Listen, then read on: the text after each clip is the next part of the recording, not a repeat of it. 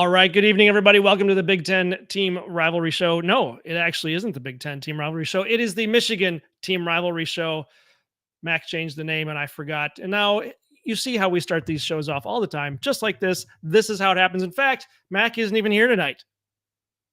Dude's on a train.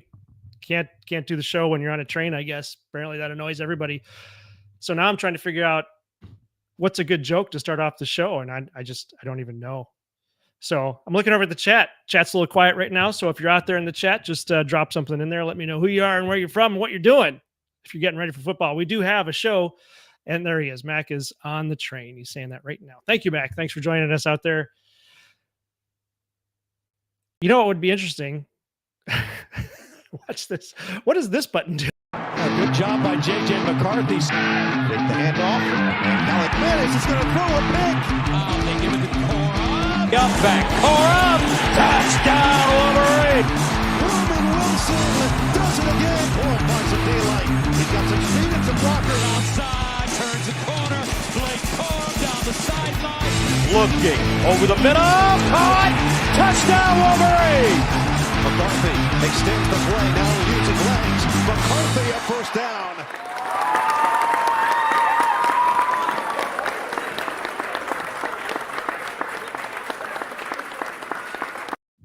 Woo! All right. Channeling, what's his face now? Brandon is out there. Brandon says, go blue, Brandon. Good to see you. Good to have you out there tonight. Daniel Thornton is out there. The heck is he doing on a train?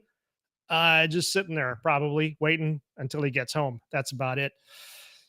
And Brandon, he's on a train, not a boat. Haha. Sure. Yeah. Whatever. Yeah, it's good.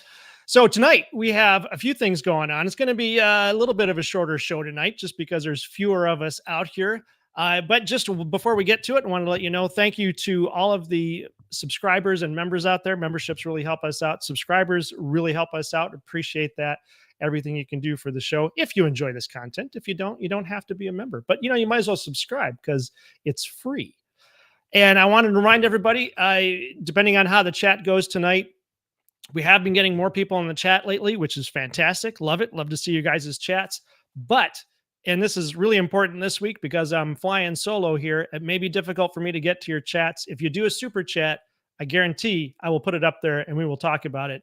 Not begging for money. It's just simple, physics. Tonight, we are going to get into, what are we on here? Week 4 of the Pigskin Showdown. We've got Michigan versus Nebraska and Oregon versus Oregon versus Oregon State. It's the other OSU. I'm not talking about Ohio State tonight necessarily because they are on a bye week, but we might hit it anyway. So tonight we have, coming all the way over here from the Quacker side of the country, we have Ben. Ben, how you doing? I'm doing great. It's a great week to relive the Civil War for the 130th meeting, and it might be the last one of the foreseeable future. We don't know. They haven't scheduled it after this year, so we're going to find out. All right. Did you say 130? 130th meeting. Was there? I've got 109. I must be missing some games in my stats there. All right. You're missing probably a couple of losses, and there was 10 ties. Okay. They may have dropped the ties. That was from the University of Oregon. It's like 66. It's like 68, 46, and 10 or something. It's 100. It comes out to 130th. Comes out to 130. All right. Cool. All right. Coming over here. I used a calculator. Use a calculator. No. We'll just guess. Coming over here from Buckeyes Battlecry, we have Peter and Rob. How are you guys doing? Doing good. Ohio State's on a bye week. The only way they can get beat during this bye week is if they get behind the car, go 120 miles per hour, and wait, that's Georgia. That's Georgia. Whoops. How you doing, Peter? Doing well, man. Having a good week and ready to enjoy some college football this Saturday. I'm actually going back to my alma mater down in Indiana to check out some NAIA action during the bye week and check out my old school. So looking forward to that, and as well as catching some college football this weekend as well. Excellent. You know what? I forgot to mention we do have a poll going in the chat over here. Is this Is the Matt rule in effect this year? Is this Nebraska's year? The Matt rule is that in year 3 is when everything picks up for him and he finally gets his team to a championship of some sort, whether it's conference or national. We will see. Right now we have 10 votes with 70, 80. No, now we just have one more vote. Now it's 80-20. No, this is not the year of Matt Rule. Probably because most of the people watching are Michigan fans, which makes sense. I was going to vote no also, just, for solidarity. Also, we got to give a shout out to Kirk Ferentz.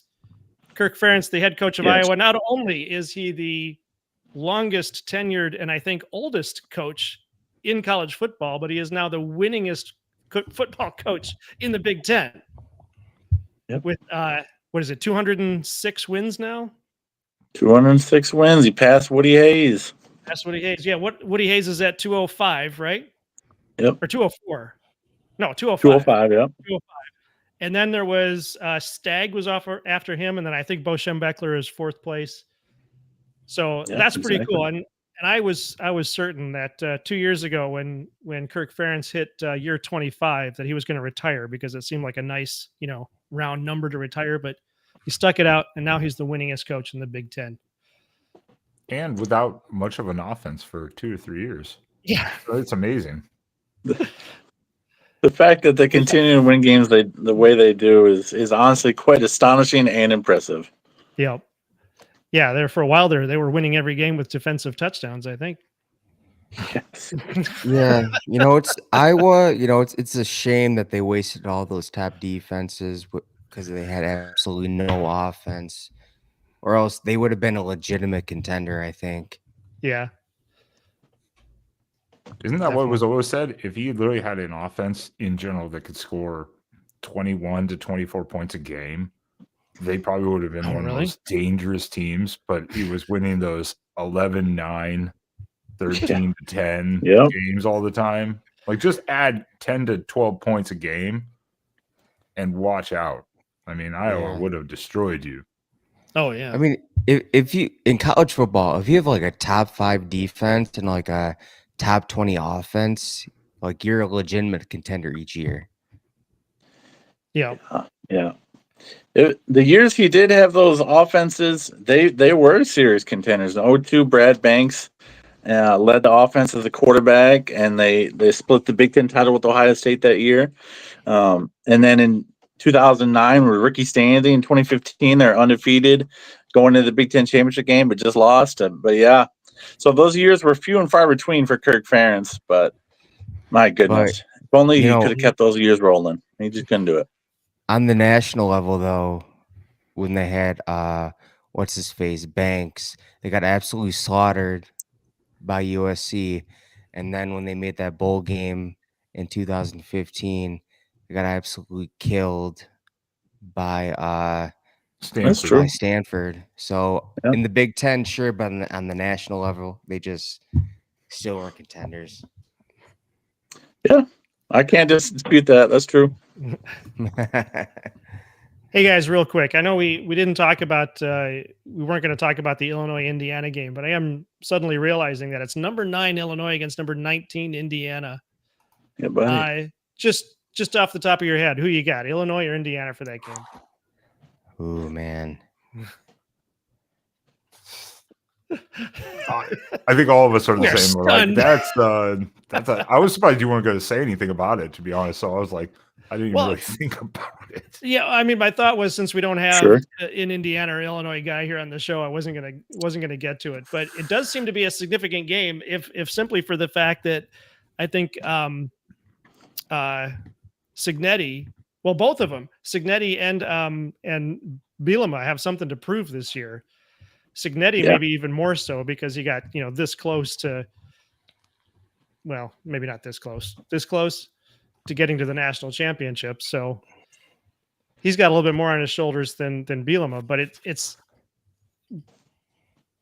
a big year for both of them. But let me put it this way. What do you guys think? Who's going to go farther this year, Illinois or Indiana? I think the Cignetti's move with the portal transfer game and just bringing all these transfers, stacking the roster.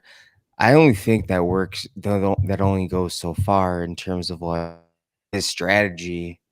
But I have Illinois as my dark horse team this season. Bielema's a pretty good head coach. Luke Altmaier returns.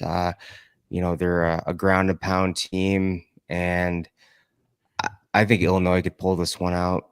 I'm just not a believer in Cignetti. I think him, changing up his schedule to bring in more cupcakes to play, that just proves that, I think he's a fraud. He's not legitimate. So, yeah. Interesting.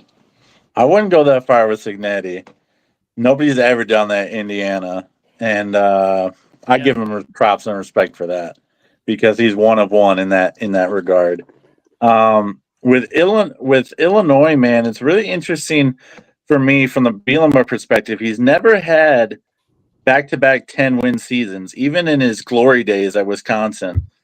Mm-hmm. And so there was so much buy-in and hype on Bielema this offseason and the Illinois program bringing back 16 starters. And, of course, Altmaier, their quarterback. But as this season has begun, and even in the preseason, I started to wane on them a little bit. And so I actually am going to go with the Hoosiers in this one. I think Indiana does get the win.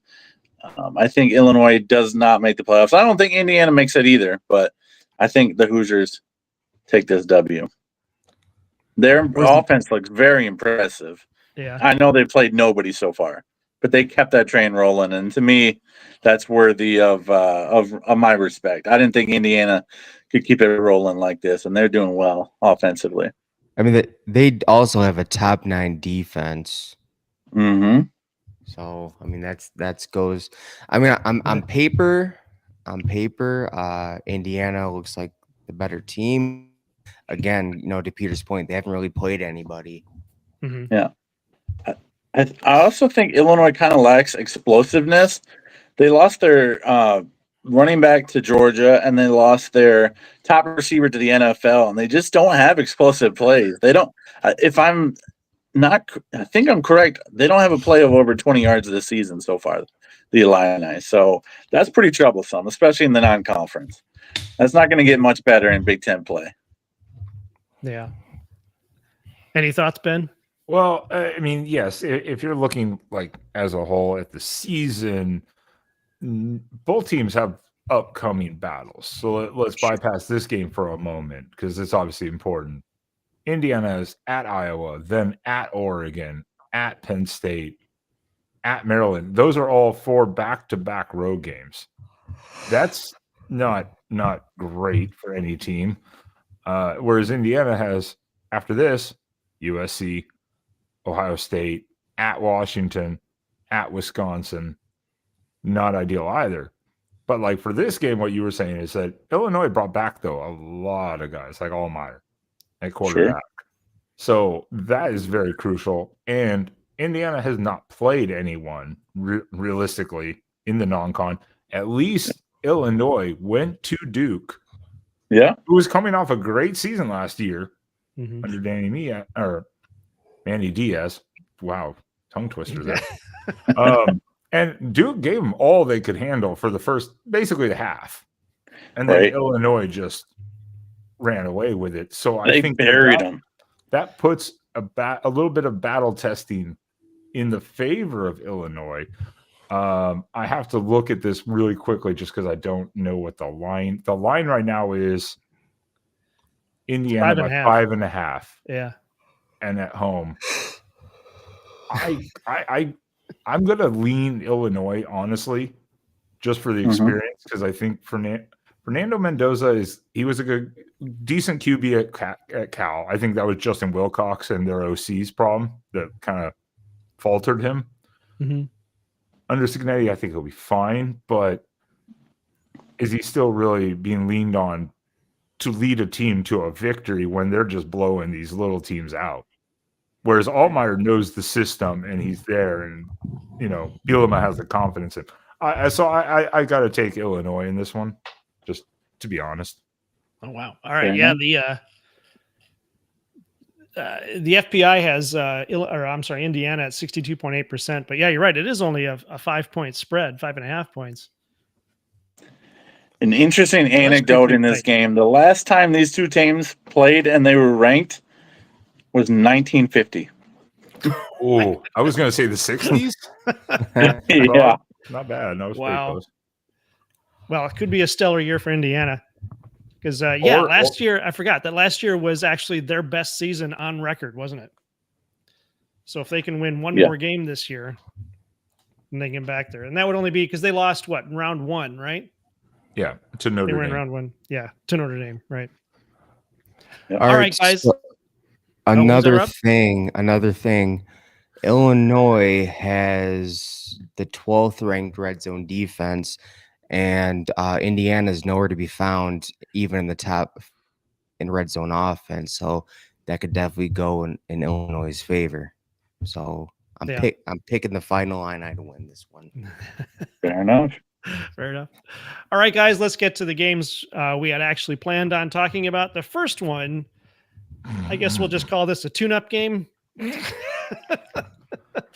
Oregon State at number 6, Oregon.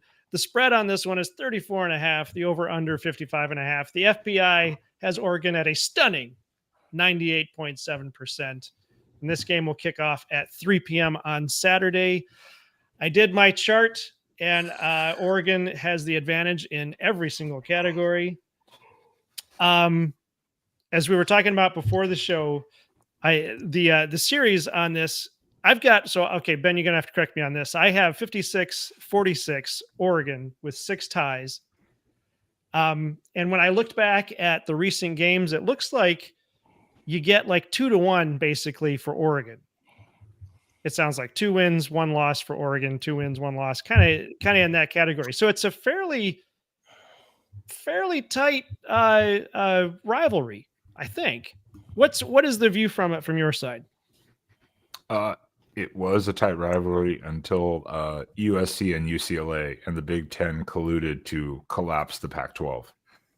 And then Oregon State and Washington State just stood around with their hands in the air going, wait, what? As everyone left. And now they find themselves in a very, very bad situation. Yeah.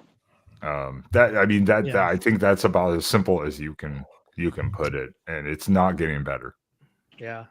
And you were saying that this game is not even scheduled after this year?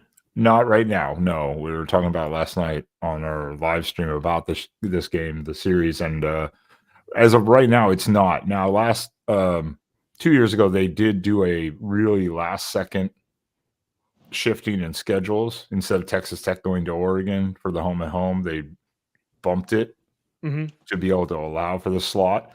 But then at the same time, I'm like, do the Beavers even want this? Because this is like an auto loss the way it's going right now. So at the same time, maybe they don't even want it right now. Yeah. So it might take a hiatus for a few years. All right. Let me, before I get your score pick, I'm going to go all the way over to Rob. Rob, what's your analysis on this game? Who wins and by how much, and why is it Oregon? I think it's going to be as bad as when Oregon played Oklahoma State.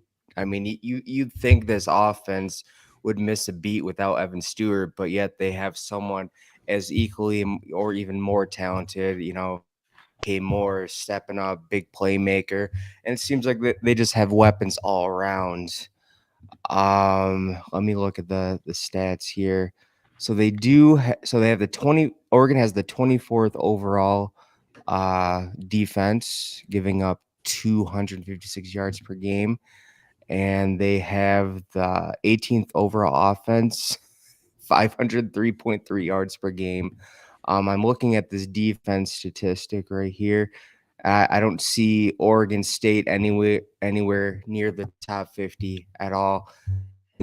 Oregon's going to completely obliterate Oregon State, and it's going to be bad. It's going to be a bloodbath, and I think it could be worse than the Oklahoma State game. What do you got for a score projection? Man, I think it's gonna be. I think it's gonna be 63-6. 63-6. All right, you're giving him 6.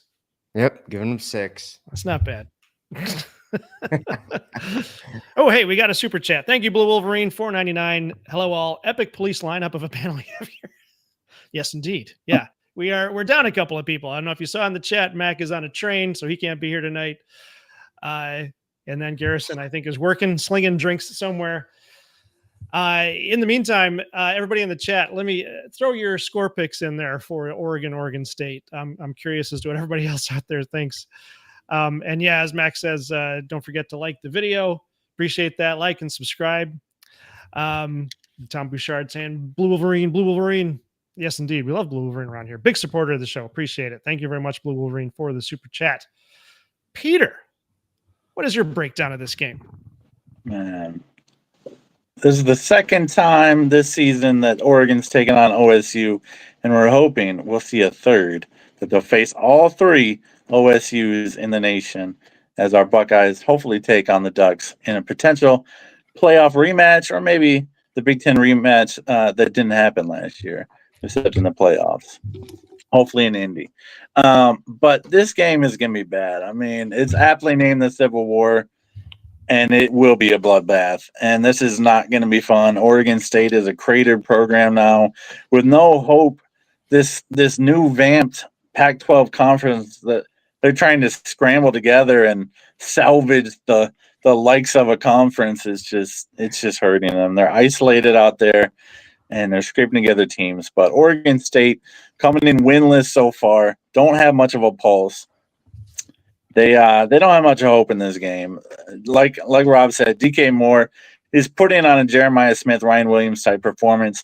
Dante Moore, I was so curious to see how he would perform coming from UCLA and sitting for a year. He has exceeded my expectations, and he's a really electric and fun player to watch. Going to be quite the challenge for defenses to face this season. This one's going to be ugly. I'm saying something like 56-3. Ducks are taking this one.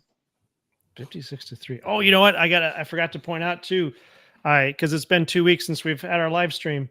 The Michigan-Oklahoma game. No, wait, I'm sorry. The Ohio State game. The Ohio State Grambling State game. Peter, you came the closest with 56-3. Okay, solid. And now you got 56-3 again for Oregon State. So yeah. Mac is. Thank you, Mac, for the super chat to your own show. Appreciate it. Contributing in his own pockets. I like it. Beavers ain't worth a damn hide. Pun. It's punny. It's punny. What did we say about puns, Mac? Put that in the chat. Ben. Doesn't Mac get like half of that super chat, so does it matter? Yeah, you get like what 70%, I think. And I know, but then he gets like half of it. So right after that, so yeah. So. Good job, Mac. Just redeposit later in his bank account. $2. Come on. Sharice says 52-10 Oregon. I'm not disagreeing with anyone's reasonable score prediction so far tonight because it's actually pretty on par with what I did last night on our live stream. Oregon State won. The problem is, like you said, they're kind of just dead in the water in a way. They've tried to make some splash moves by like bringing in Murphy at QB, and not saying that he's bad, but he's not like the greatest QB, and they haven't had the toughest of tests. They did go to Texas Tech last week, and Texas Tech has been investing a lot, but that's still not Oregon level at this point. Mm-hmm. And they're 0-3. They're down bad. They can't run the ball. Their defense gives up a lot of deep shots on the sidelines and perimeter plays. It's going to get ugly, unfortunately. And I don't even think DeCorey Moore is playing this week because he has a little bit of a nagging injury. And I'm going to guess they're going to save him for Penn State the following week. Mm-hmm. This will be a kind of a sleepy week. And I think by the start of the third quarter, you're going to see like the fourth stringers. Easily, if not even by the third quarter, you're going to start seeing the fourth stringer. I mean, remember, Oregon's running like 8 running backs right now. rotating Holy 8 cow. running backs. My goodness. Why? Because they can. Yeah. They can redshirt still after this. Mm, So they're rotating 8 running backs Okay. right now alone. Malik Benson, transfer from Alabama to Florida State and now to Oregon. He's the leading receiver on this Ducks team right now. Not by much, right. but, a little bit. He's been impressive. So, and Dante Moore, yeah, 100%. Gotta love it. Yeah. They just reload. And for Oregon State, this is going to be a long week of preparation to know the inevitable. That's why last night I predicted 58-0. Ooh, all right. Ooh, baby. I'm Now going we're for the talking. shutout. And I've like been the sucking. shutout. I've been sucking at picks this year. So I gotta go strong on this one. There's something special about a shutout too. Even in a game where it doesn't really matter, it's like if your defense can hold somebody to nothing, that's a special game right there. Tom Bouchard coming through with the $5 super chat for Max Student Loans. Thank you, sir.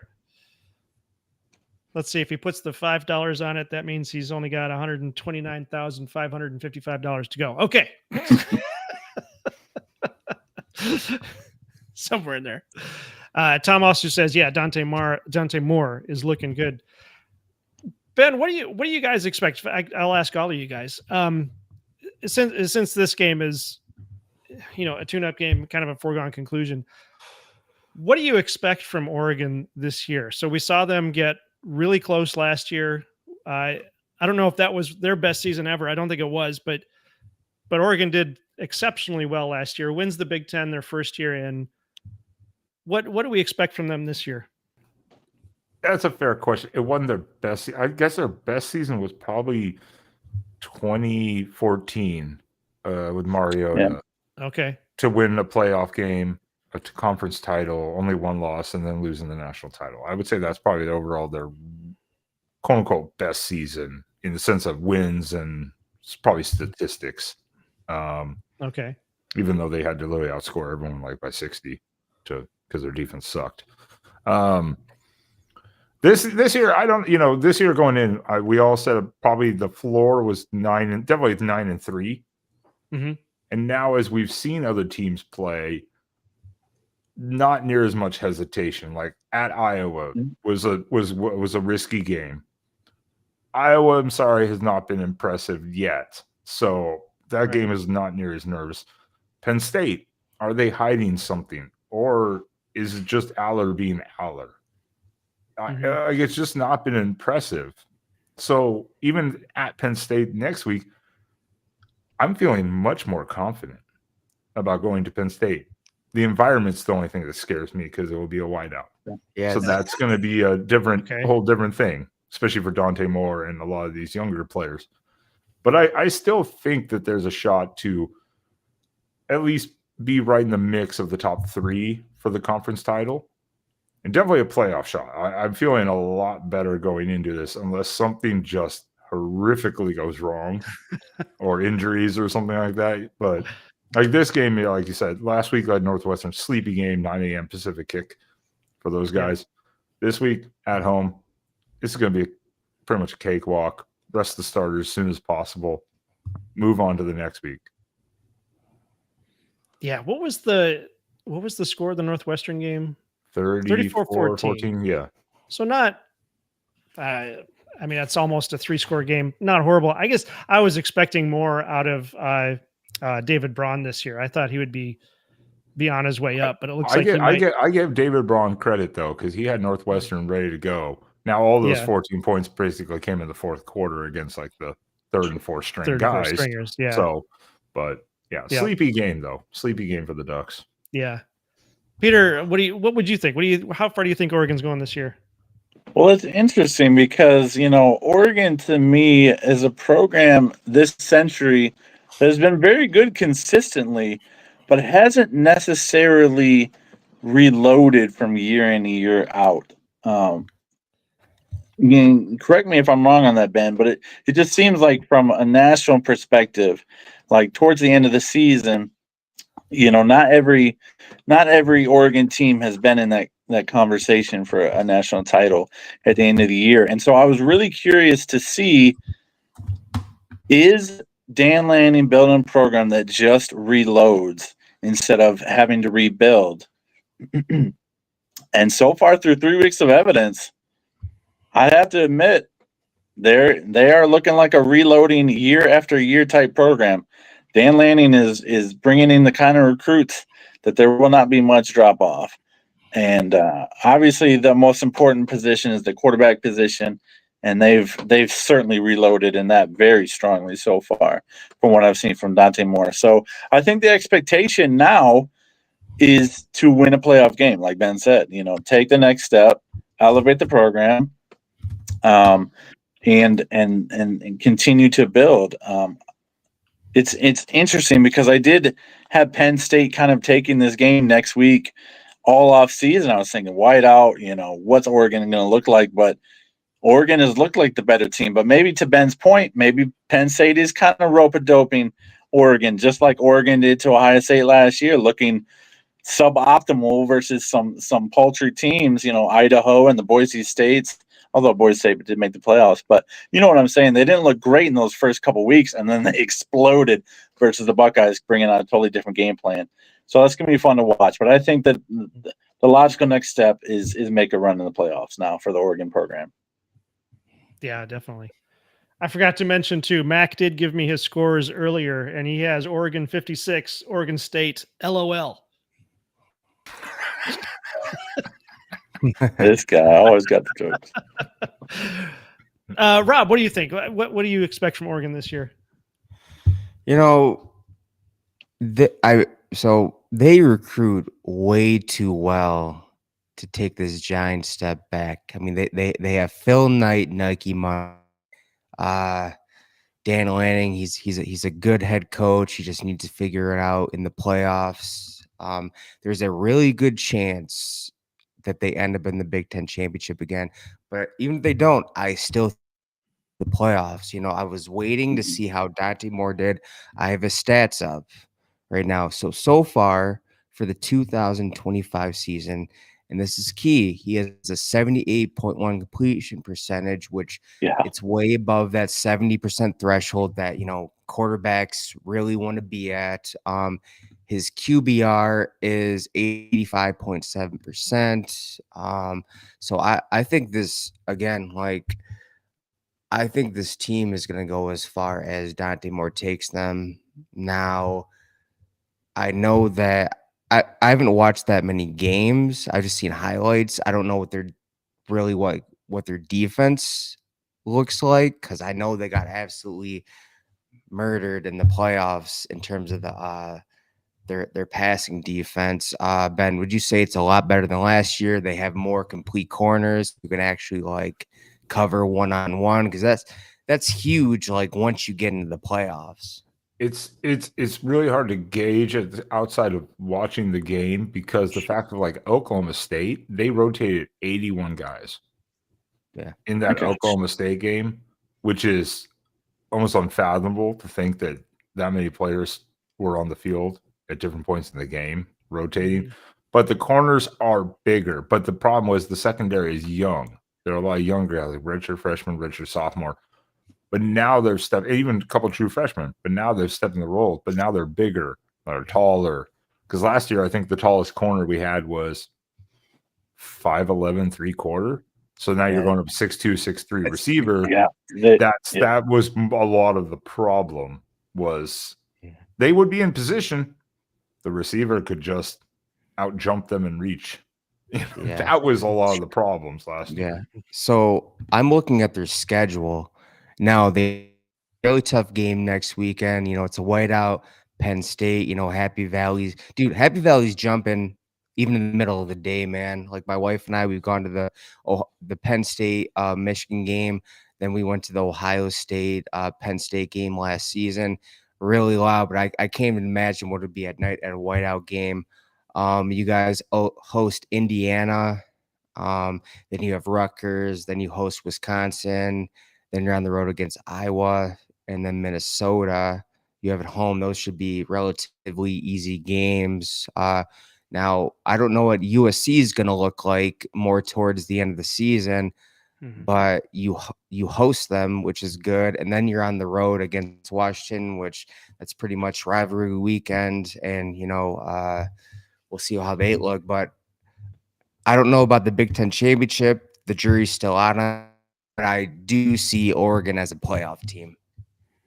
And who cares about, you know what? I'm going to say this right now. Who gives a damn about conference championships? I need my crown. Crown. Yeah, conference championships don't seem to mean as much as they used to, I guess. No. It's unfortunate, but it's true. Yeah. I'll be interested to see if conference championships end up being round one here pretty soon. I think by 2030 that'll happen. Yeah. When is are they planning on the 16 team playoff, or is that just still in the talks? Is that next year? I thought that was next year or the year after. Funny thing, Notre Dame said that if they move to a 16 team playoff, they'll join a conference. So it's like they're putting pressure.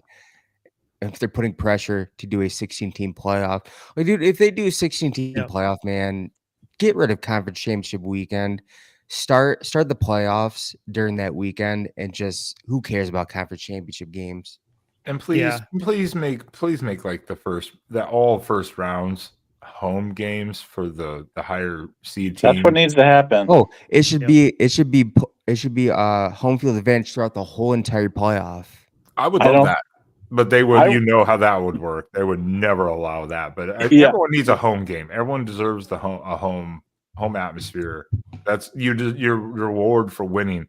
And by the way, Notre Dame. I'm sorry, Notre Dame 0-2 and still ranked. How? I'm sorry. This absolutely just is driving me up the wall. Yeah. Well, it's Notre Dame. That's something I would totally get behind too. A 16-team playoff with a bunch of home games, but we know that's a fantasy, not ever going to be a reality. They're even talking about 24 to 28 team playoffs. That's been introduced in discussions already, and so we're just moving towards a world where it's all about playoffs or bust. And so, I think that's an unfortunate reality of college football, but it's something we can't ignore. Yeah. Marmar's in the chat already talking trash. Yeah, whatever, man. Whatever. We'll take it. First, it's Cat Dog, then it's Peter and Chris Griffin from Family Guy, and now it's two of the Seven Dwarfs. So I dig it, Marmar. Let's see what you got next week. All right, guys, give me just a second here. I forgot to read off our sponsor. Well, you've been cut off from that sponsor now. Oh, maybe. But here, let me do this, and then we will get back to football. Oh, as soon as I can get that out of the way. There we go. All right. Tonight's episode of Team Rivalry is powered by Rise Window and Door, serving Jackson, Ann Arbor, and Lansing. Rise delivers expert craftsmanship, not just in windows, doors, and custom trim, but across the home improvement spectrum. Locally owned and operated, they bring big precision with small town care, no cookie cutter solutions, no shortcuts. Whether it's upgrading your exterior or transforming your interior, Rise handles every detail with the care and precision you'd want for your home. See if you got to really work to say precision precisely. Call 810-673-7473 or head to risewindowdoor.com to schedule your free consultation today and let Rise help you realize the vision you have for your home. They're a supporter of the show, so if you're looking to have any home improvement projects completed, they're going to do the best job you could ask for, and you'll be supporting the channel while doing so. And the ad read is good. Rise Window and Door. They've actually worked on my house. They do a great job. Thank you very much for that. Let's see here. Now, the big game, as far as we're concerned for this weekend, is the number 21 Michigan at Nebraska. We've got a spread of 2.5, although I think I saw that it changed to 1.5. But still, to Michigan, the over-under is 46.5, but the FPI has Nebraska at 50.3%. And this game is kicking off at 3:30 on Saturday. looking at the stats, I was actually surprised by this, or maybe I shouldn't be surprised at it, but Nebraska has an advantage in almost every category except special teams, which is funny because Zvada, our great and glorious kicker, has not been up to snuff like he used to be. He's having a bit of a tough run this year, but still doing reasonably well. Let's see. I already got 1.5. The line is at 1.5. This one is going to be in Lincoln, and as we were talking before, Matt Rule is in year 3, and in previous teams, Baylor and Temple, when he gets into year 3 is when he really takes off. So you've got the Matt Rule, which is that year 3 is his year. And so our question then after we talk about this game, or at least part of the game, is this really Matt Rule's year or not? And I have to say, Matt Rule is one of the other coaches that I really like. I think he's got a great personality, seems like a great guy. But still, I want him to lose on Saturday. In fact, I think I just saw an interview that he did that he said Nebraska nice should be a thing 6 days a week, but not on Saturday. Which makes sense to me. That probably works. But what do you guys think? Let me start over there with Rob. Rob, what do you got? What do you think is going to happen at this Michigan-Nebraska game? I'm looking at, I always go on the NCAA college site to see the rankings in terms of offense, defense, red zone offense, red zone defense, passing yards allowed, the whole thing. On paper right now, it looks like, Nebraska has top 10 offense, top 5 defense. They're number 1 in passing yards allowed. But one thing you have to look at is who have they played? Cincinnati, Akron, and what the heck is HCU? I have no idea what school that is. Never heard of them. Houston Christian. Yeah. Okay, Houston Christian. And that's the point. Like, they haven't played anybody. I just feel like, they're what's on paper does not match. Like, it's just a bunch of stat padding in terms of teams they played. And plus, like, dude, first time last year, I think I picked Nebraska once against Iowa. I watched that game and they found a way to just completely mess it up. In the last minute of the game, I think Dylan Raiola fumbled and I was able to kick field goal. Never again. Note, I called that game, and people call me absolute psychopath for calling it like a 13-9 game, and I was right. Yeah, should have known better, but even though Michigan played CMU, it seemed like that was the time to figure things out. They put up 63 points, even though they played CMU. That's still impressive. Mm-hmm. And so I have Michigan winning. Let's see. I'm going to go 24-20. I'm going to go 24-20. 24-20. That makes sense. Yeah, I agree. I think it's going to be a pretty tight, reasonably low-scoring game.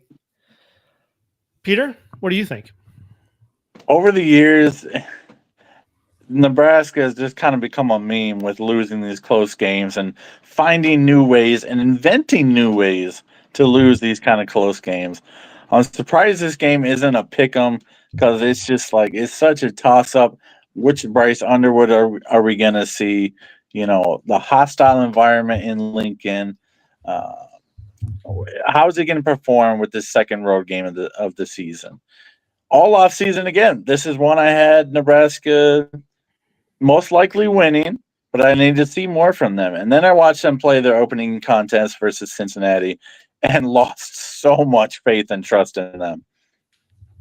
Cincinnati is not the program of the past, and Nebraska somehow escaped victorious versus the Bearcats in Kansas City. My confidence is pretty much evaporated in that program and Matt Rule. And Dylan Raiola, he still looks like the same quarterback of last year. I haven't seen much growth from him. Granted, it was just one sample size out of the 3 contests so far this season.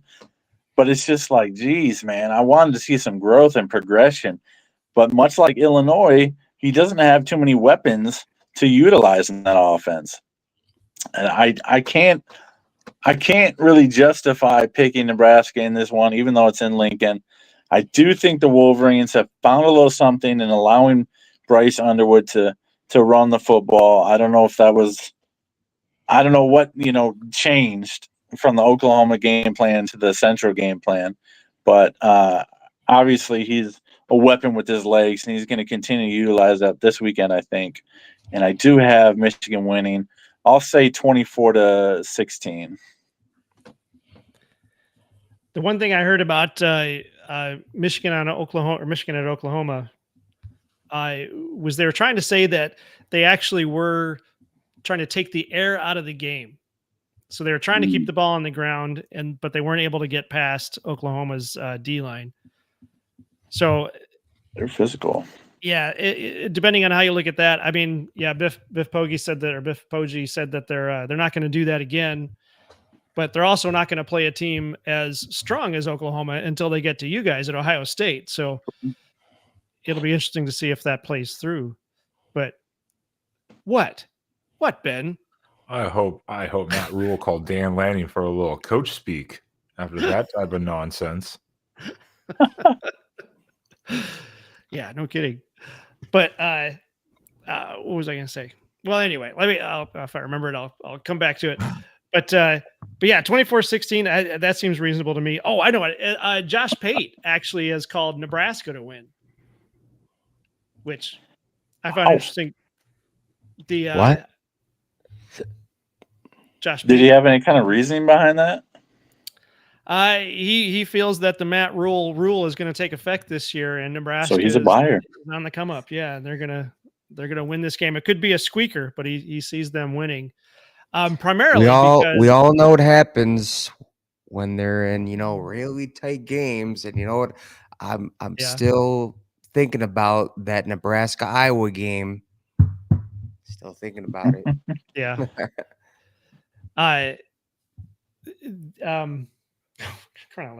Anyway, Ben, what have you got? Way to spit it out there. Way to get it out there. Just try to keep things moving so nobody has to sit here and watch my brain expire. This is a tough one because Michigan did not look good against Oklahoma. Of course, Bryce Underwood in that environment. Now he's going to Nebraska, and everyone knows, even if before the Big Ten, Nebraska has a rabid fan base. Yep. Even when they were the best 3-9 team ever, that fan base never faltered. Mm-hmm. Shout out 2018 or 19, whatever it was. But I don't. This is a tough one. The Central Michigan game still doesn't do much for me because they play two quarterbacks. They literally only threw 20 attempts in that entire game. Central Michigan did. I mean, I don't even know what was happening in that. I didn't watch it. I'm just looking at all the stats and two quarterbacks playing. And it's like, well, what happened? Were they that bad? Was Michigan that good? I don't know. I get you on the Nebraska against Cincy because that was a home game for Nebraska, basically, in that stadium, even though it was supposed to be a home game for Cincinnati. And it was not, and they barely escaped. But I do think maybe they're kind of like the same thing. They're putting things together a little bit, a little confidence, trying different things. I don't know. And this is the first game Sharon Moore is not coaching, right? Second. He wasn't there last second. Okay, this is the second one. But also, he can't coach during the week. Like before, when Jim Harbaugh was suspended, Jim Harbaugh could coach during the week, just not game day. Sharon Moore can't get involved, right? Actually, it's the other way around. Harbaugh was actually told to stay out of the stadium for the entire week. Sharon Moore can actually be at Schembechler Hall until 11:59 Friday night. Oh, okay. Yeah. So if that's the information, that kind of does benefit Michigan then, because that's a full game plan installed. I don't know. This is whether he's traveling to Lincoln, I don't know. That he might not be able to travel. So probably not. But this is a tough one. I don't know what to make yet of Michigan and or Nebraska. Like you say, they play bad teams, blow them out. They go. Michigan's gone on the road, loses to a improved, I would say, Oklahoma team probably, but we don't know that yet either. In some ways, yeah. At Nebraska, I'm on the Pate train. I'm gonna go because also I was right about Iowa last year, so I'm gonna go on the Pate train. I'm gonna say Nebraska. Ooh, it's gonna be something stupid, 22-18. It's gonna be something stupid. Nice. There's a safety in there somewhere. a couple of them probably, or a 2-point conversion, something. Yeah. What did I see here? Okay, Blue Wolverine says it was last Friday. He is out all this week. Okay, so he is not. Sharon Moore has not been with the team all this week. Okay, so see that also potentially favors Nebraska to a degree because now you've removed. You're kind of like head guy. Now all the other coaches are like scrambling around to go, what would Sharon do? I don't think they care about what Sharon does after last weekend. True. Dude, I saw all these Michigan fans on X saying like Sharon Moore just needs to let Chip Lindsey do his thing, man. So I don't really think they give a dang about like what Sharon is saying, to be honest.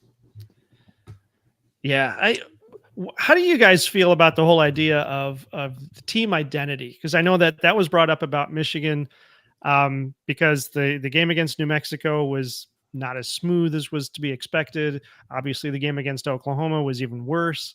And then with CMU, it's just out of the gate. They seem to have control of that game, confident, solid, and all that. How much does identity play into a team's play scheme? Ben, what do you think? Well, I would say I think team identity, and especially in the sense of like what you want to do. Yeah, I think it's very important because that's also how you kind of build the team. I mean, if you're going to be an air raid team, you get the best quarterback that you can find. You get the best receivers or most talented receivers anyways. If you're going to be a running team, like say like Army, you're building it around just running the ball. Or Navy or Air Force, et cetera, et cetera. And even they've changed now philosophically a little bit to adapt and be more explosive. But I think team identity in a general sense is very important. And that goes down not just from the head coach or just in the offensive scheme or defensive scheme.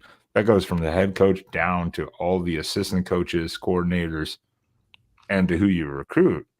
And that's how you build that. That's what makes successful teams is everyone clicks. And that's called an identity. Everyone knows what they're supposed to do. They believe in the same mission, the same goal, and the same purpose of training. And if there's an outlier, you get rid of them, whether it's breaking a team rule or whatever it is. I mean, we just kicked out a high 4-star, 5-star receiver a couple weeks ago in Jurian Dickey after a couple years. Oh, really? He got suspended indefinitely finally like 3 weeks ago.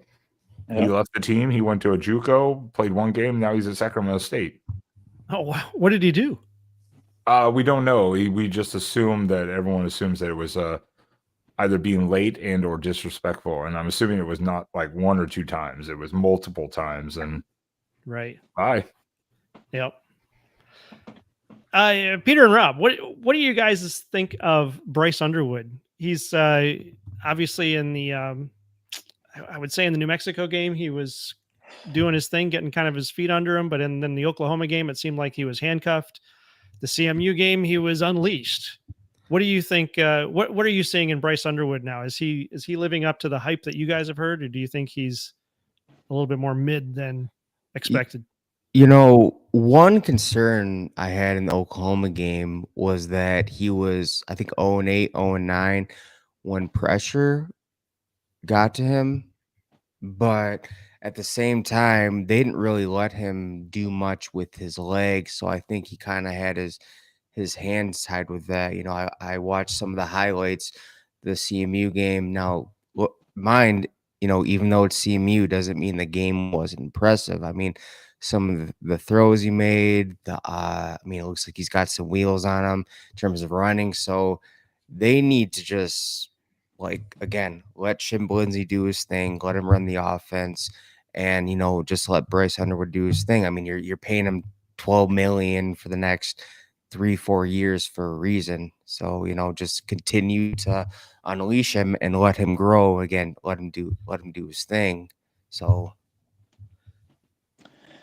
yeah. One of the big things we've seen, and one of the things we talked about this offseason was how is this transition going to go from a Sharon Moore and a Harbaugh orchestrated offense to a Chip Lindsey offense? And how quickly are we going to see that transition come about?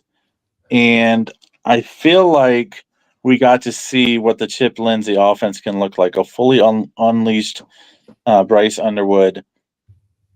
And kind of the consensus from the Michigan fan base was maybe kind of slowly, gratiate Bryce Underwood into what Lindsey wants to be eventually and let him, slowly grow into that. Don't put too much on his plate. But I feel like you got to let the dude run. You got to let the dude make mistakes.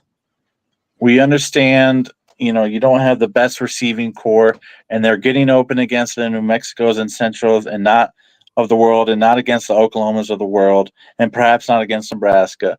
But I think you have to allow your quarterback to make mistakes, and I think you have to fully weaponize the offense to what it can be, no matter what that results in wins or losses. It will benefit Bryce in the long run if he is running the scheme that is going to be running the next two years in Ann Arbor. I think it hinders him a bit if you're limiting him and telling him not to run and telling him to stay in the pocket like they clearly were the first two games. I think it was an added benefit to let him run. We'll see if he continues to run versus Nebraska, and we'll see what the offense looks like moving forward. But he's a special dude. He spins that ball. It is a beautiful thing to watch, I must admit. Makes me sick, but he throws a beautiful ball. In this Saturday, I mean, even like it could be a big test for Bryce Underwood and those receivers, because again, Nebraska is number one in terms of passing yards allowed. So it seems like they have a pretty good secondary. So, you could possibly see, again, to Brandon's comment, you're going to find out if, Michigan is actually, worth something in terms of the passing game. Well, and like was said too, it's look, Bryce Underwood, no matter what, he's a true freshman. Right. Yeah. He's now in college. It's a whole step up now to other players. He's gonna make mistakes. He's gonna have these bad moments. How does he respond to them? How does the coaching staff respond to like an interception to go, okay, tone it down? Or do they just say, nah, keep going. Don't worry about it. Like it's going to happen. Don't worry about it. So that's something you have to see as the season goes on. So this game might not dictate that, but it is another hostile environment. And so it'll be interesting to see how he responds to that type of environment again and what the coaching staff allows him to do. Definitely. Hey, out there in the chat, you guys drop your scores there for the Michigan-Nebraska game. Let us know what you think. Mac gave me his score of 31-17 Michigan. I already know what Max is. He picked Michigan because you know what? He would throw himself in front of a bus before he went against Michigan. So a train. He's on a train. Yes, so he would literally jump off the train right now if it meant picking against Michigan. Just kidding. You're not wrong. You're not wrong. One of the things that's I find really cool about Bryce Underwood, and I'm interested to see if they let him continue to do this, because he is 6'4", 220, or 6'5", I think 220. He is big. And we've already saw it. We saw it a lot actually at CMU. We saw it in the actually in New Mexico and the Oklahoma game, where he was actually throwing blocks for the running backs. Yeah. And it's impressive. I saw one where he actually flipped a guy over. And as cool as it is, it's also very dangerous because you don't want your quarterback getting injured throwing blocks. But are there any other quarterbacks in the Big Ten that are as abusive as Bryce Underwood can be? I'm looking at Julian saying is good. He's quick. He's got a good arm, but I think he's a spot smaller. He's like 210 now.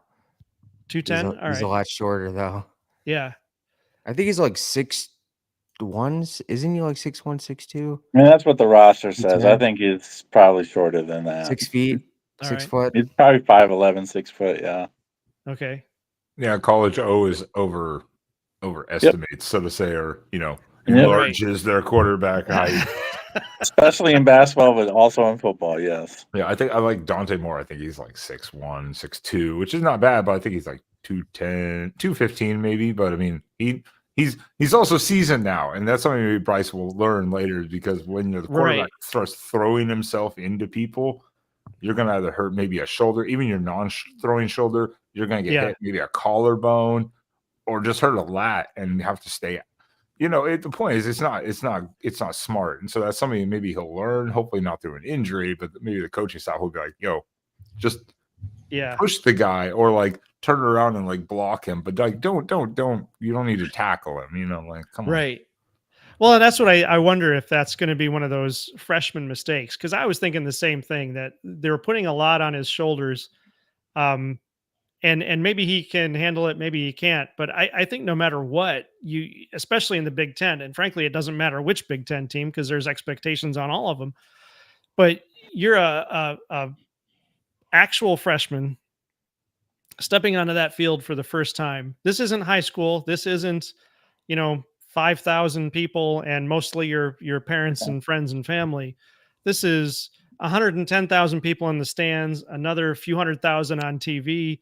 And all of the stadiums are intimidating, I would think, for any 18-year-old. And so those freshman mistakes have got to happen. They've got to be. It's overwhelming, I'm thinking, and it's got to be at a point where you get out there and you're going to freeze no matter who you are at some point.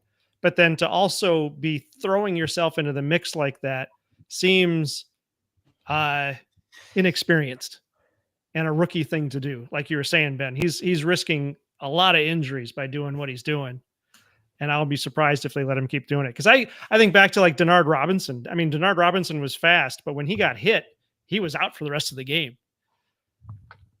I mean, there was just... And Denard Robinson wasn't a $12 million quarterback. Right. He sure wasn't, dude. But... I guess you know what, and I thought this might be a short show, and it kind of is, because that's those are the only two games we had this week. We did hit Illinois and Indiana. Was there any other games you guys wanted to talk about? Not really. The only other one I guess maybe worth talking about is Purdue at Notre Dame, but that's probably just going to be a slaughter, I would guess. That might be Notre Dame's first win. Yeah, finally not a W. That would be pretty terrible if they lost Purdue. Yeah, just awful. I will say there, and this is not going into detail about this. I am, despite them being like a 20-point underdog, Michigan State at USC. Jonathan Smith, go back to the West Coast. Yeah, that 11 and o'clock upset game. Lincoln Riley. Yeah, 11. Still not sold on USC's defense and what they can offer, but man, what a terrible time slot to be playing in. Yeah, I'm not a believer in Riley and the Trojans. I don't think they fixed their defensive miscues. They're putting up a lot of points this year. Peter, wait a sec, man. I was at the Michigan State Youngstown State game. Michigan State has a lot of problems on defense. USC currently has the #1 ranked offense in the country, averaging over 600 yards per game. Yeah. Despite Michigan State beating Boston College, they gave up 41 points and a lot of yards. Yep. A nice win, a nice chink in the armor for Jonathan Smith, something he didn't do last year. But, yeah, they got some defensive issues to work through for sure. Yeah. All right, guys, we have a bonus round here. Guess who just showed up? Garrison. Hey, yo. Well, cheers. No, I had a serving bartend tonight, so I'm here. All right. What are you drinking? What do you got? Pickaxe from Kennesaw Brewery. Oh, nice. Nice blonde. Pretty good. Cool. Like most Michigan, of my girls. Nebraska. What do you got? Oh, sorry, what? Michigan, Nebraska. What do you got? Wait, Pete heard that. No, man. So, did everybody else go? Yeah. Oh, I had a great time when they talk about you boys then. All right, so, I picked Nebraska to win yesterday. I'm not sure about it. I'm not that confident in it. Now, what's interesting to see is that Nebraska's run defense is not that good. They're but slighter on the front line, but they're They're better than they're not OU. No, they're not the Sooners, but they're better than whatever New Mexico Lobos are. They have linebackers playing as D tackles, and whatever the other team in Ohio has, or Central Michigan, that's their Michigan. So the Chippewas. And so but I still think Michigan has some success on the ground. You know, Big Pudgy or Big Pudgy. He said that settle down. I'm sorry, yeah, Big Pudgy. He said that they're gonna unleash Bryce. We'll see what that looks like. Again, I understand why all you guys are very happy about what happened against Central Michigan, but we'll see what actually happens against a real, Big Ten team, not probably the worst team in the MAC. Yeah, they're bottom dweller. Yeah, they're a bottom dweller. It's not like it's not like as though you're playing 11-3 Ohio like we did. And then on top of that, some fun stats about Nebraska. They're one of the best zone teams. They're third in the nation in tackle rate, so they don't miss tackles much. Which is actually something that the Michigan defense has actually struggled with. Michigan's defense has again a lot of pressure, so that therefore their zone over the past few weeks has been kind of punctured. And Dylan Raiola is someone who likes to puncture zone defense, and so I'm really curious to see how this happens or how this goes down. Give me Nebraska. Give me GBR. Go Big Red. Taking the home turf, huh? Hey, Brandon, you may think your defense is gonna have a field day with them. I'm sorry. What's on your O line? What's that wide receiver? Is Big Germany playing? Smaj Morgan's pretty good. Who? Smaj Morgan. Oh, Papa Smurf. Yeah. Did you have a score pick, or you just saying Nebraska and you just wimping out on the rest of it? Give me 27. Give me 27-16. I think Michigan struggles in the red zone. 27-16. All right. In other words, Nebraska covers. Right. Well, I know you picked. Oh my gosh. Well, let's see. You got the other games? Oklahoma game. You got Michigan, Oklahoma right a couple weeks ago. Well, any smart man did. Yeah.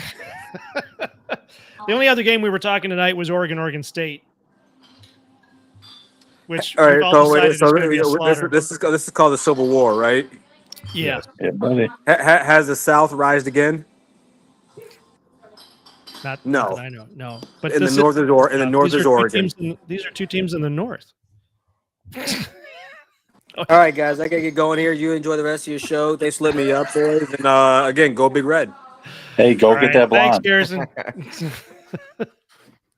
That game was so violent, he didn't even want to predict a score on that one. No. He's like, no, I got to go back to work. Oh, Tom I'm says not so sure he was working there. He seemed like he was indulging. No. See if his boss is watching the channel. All right, guys. All right, guys. Thank you very much for being on the show tonight. I am looking forward to this Michigan-Nebraska game. I hope you guys have a good weekend. Why don't Rob, why don't you tell everybody where they can find you? All right. So before I tell you guys where you can find me, seeing a lot of chatter in the chat about how Ohio State hasn't played anybody yet. Texas isn't that good. For a good amount, you're saying, be honest with yourselves. Who did you have beat? Who did you have winning in that game? You can't just go back and say Texas wasn't that good because you didn't get the result that you wanted. It's just a bunch of rivalry banner. And this is why it's the greatest rivalry in all of college football. Even when the evidence is there that both teams could be good, or Michigan could be really good, or Ohio State could be really good, we're both going to be downplaying each other's achievements because, again, it's the greatest rivalry in all of college football. It's rivalry banner. But you can find my co-host and I on Buckeyes Battlecry. Excellent. Battlecry is one word. Battlecry is one word. Peter, anything? Yeah, it's congrats again to Iowa head coach Kirk Ferentz again for becoming the winningest coach in Big Ten history. That longevity is not common in college football. And so you have to respect it for what he's doing there. So shout out to Kirk Ferentz and his success there. But yeah, we'll be live every Tuesday night at 7 p.m. Eastern on our channel discussing the hottest takes and from the weekend previous and the upcoming weekend. So we'll see you guys there. Yeah, everybody go subscribe to Buckeyes Battlecry. Great show over there. Thank you again, guys, for being on. We will see you. Well, I'll see your show Tuesday. Definitely. Everybody, have a good night, guys. Take care. See you guys. Yeah. Go there. All right, Ben. Where can everybody find you? Well, first of all, all this talk about Kirk Ferentz. How dare you not talk about how Iowa on the road at Rutgers on Friday night, they're only favored by 2.5. 2.5. Kirk Ferentz versus the Fighting Shianos. Yes, Shiano. It rhymes with a piano because we've all been mispronouncing it for like over a decade. Right. Well, except for those couple of years where he left. Yeah. Well, yeah. But also Saturday morning, don't forget to watch the Fighting Whittinghams in Utah against hosting Texas Tech. That should be a 16 versus 17. Should be a good game. All right. But yeah, other than that, you can find me. I'm looking forward to the Nebraska Michigan game also.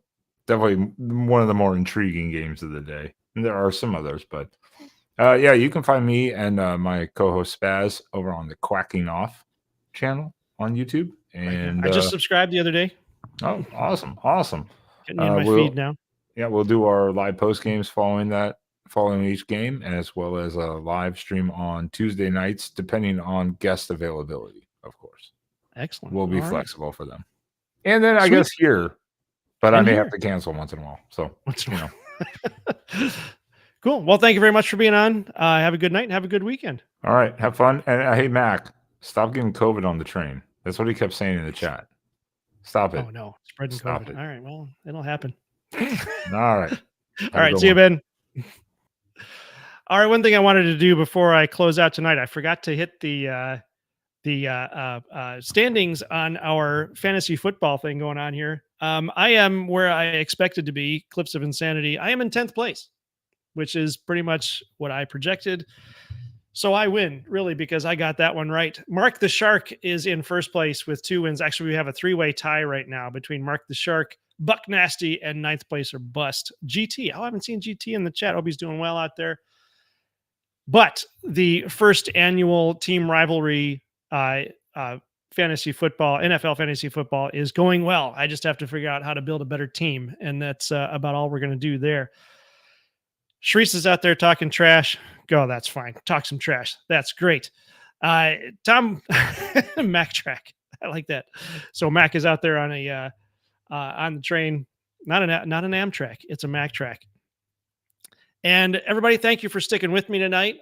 This has been interesting for me to do this by myself. I think this is the first time I've done this show by myself. And you can tell why Mac and I do this as a team, because it's a lot smoother when we're both here. But I had fun. I hope you had fun. Thank you for hanging out with me. Enjoy football this weekend. And as Mac always says, this is Michigan Team Rivalry. We are out.